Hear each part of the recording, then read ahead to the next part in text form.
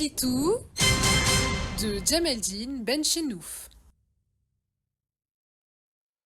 Salam alaikum Azulfillaoun, bonsoir. Je crois que ce qui fait vraiment la différence entre des sociétés et d'autres est dans la conscience politique.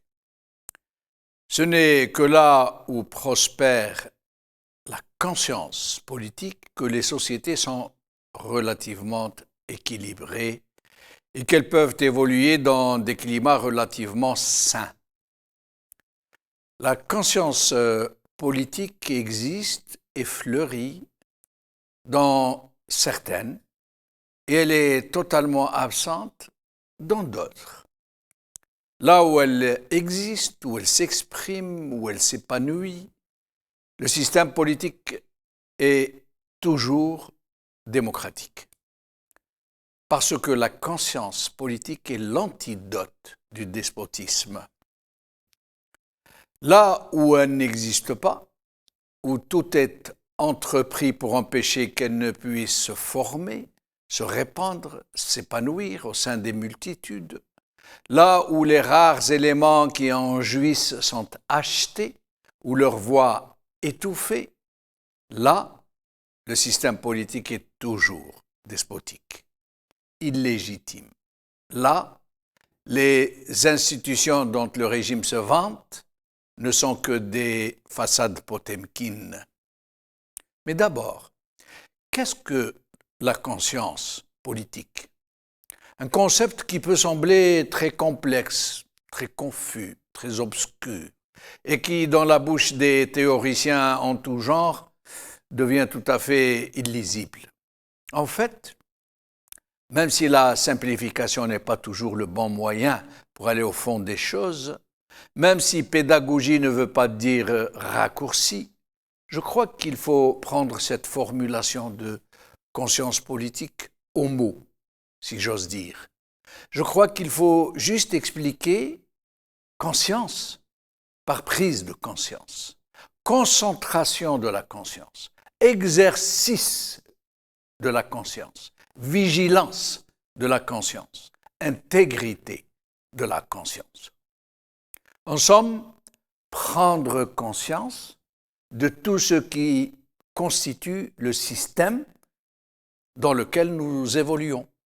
Tenter d'en comprendre les tenants et les aboutissants de tout ce qui s'y déroule habituellement.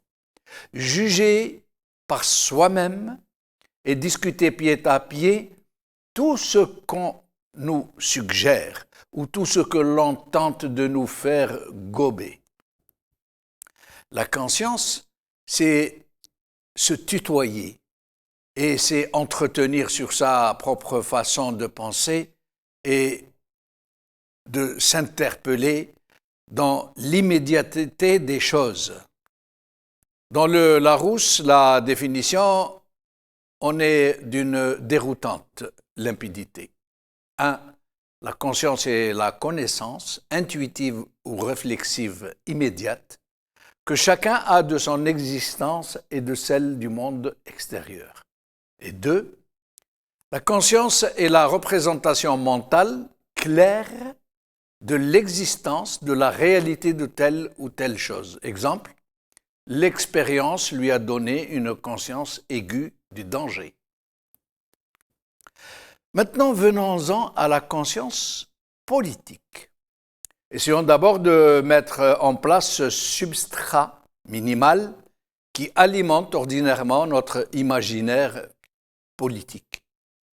Dans les sociétés démocratiques, même si nos représentations procèdent généralement de raccourcis et de concepts mal digérés, il est question d'un contrat social pour pouvoir cohabiter avec nos semblables. C'est une appréhension commune et consensuelle des droits et des devoirs dans la cité, des normes politiques, de la désignation démocratique des représentants du peuple, des institutions démocratiques pour qu'elles puissent fonctionner dans la transparence et l'efficacité, qu'elles puissent légiférer, contrôler l'action de l'État, veiller à ses grands équilibres, à ce qu'aucun appareil ne puisse prendre le pouvoir sur les autres et sur la volonté populaire, veiller à ce que la seule force soit celle de la loi, à ce que l'ordre et la quiétude publique soient assurés, à ce que nul ne soit au-dessus des lois, etc.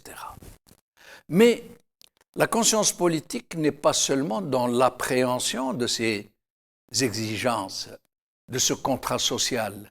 Elle est aussi dans l'écoute attentive et engagée de tous les événements qui concernent la société, dans les nécessaires visions qui s'y affrontent ou qui y négocient des consensus, dans la vigilance très aiguë pour tout ce qui concerne les droits et les libertés.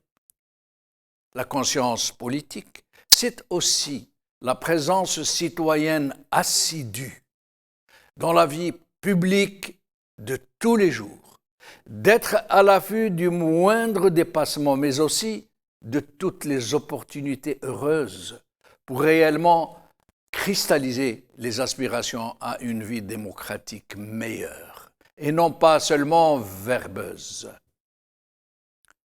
Posons-nous alors la question de savoir si nous sommes dans cette attitude.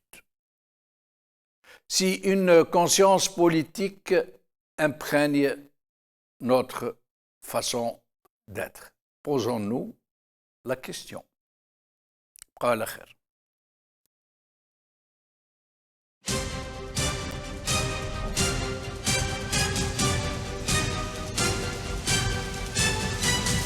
L'édito de Djemeldine Benchenouf.